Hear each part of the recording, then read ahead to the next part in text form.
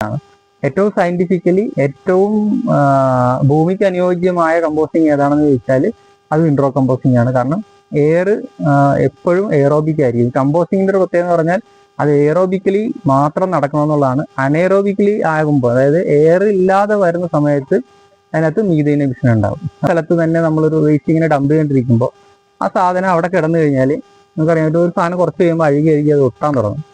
പിന്നെ അതിനകത്തേക്ക് എയർ ചെല്ലത്തില്ല.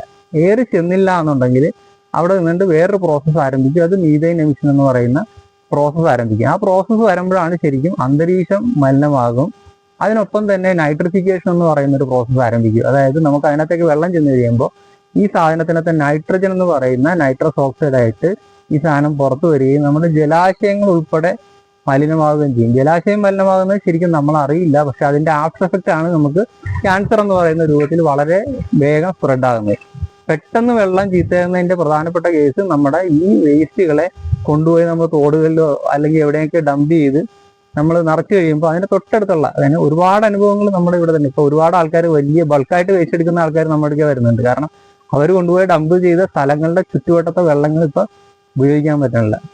അപ്പൊ ആ ഒരു പ്രോസസ്സിനെയൊക്കെ കട്ട് ചെയ്യാനായിട്ട് നമുക്ക് ഈ കമ്പോസ്റ്റിംഗ് പറ്റും. കാരണം കമ്പോസ്റ്റിംഗ് ഈ കാർബൺ എന്ന് പറയുന്ന ഫാക്ടർ എപ്പോഴും അതിനകത്ത് തന്നെ റീസ്റ്റോർ ചെയ്യുകയാണ്.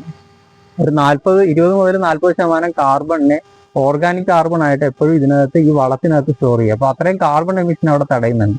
അപ്പൊ അങ്ങനെ ഒരു വലിയ പ്രോസസ്സ്, നമ്മൾ ചിന്തിക്കുന്നതിന്റെ അപ്പുറത്തുള്ളൊരു ഒരു പ്രകൃതിക്ക് വേണ്ടിയിട്ടുള്ള ഒരു വലിയ പ്രോസസ്സാണ് ശരിക്കും കമ്പോസ്റ്റിംഗ് എന്ന് പറയുന്നത്.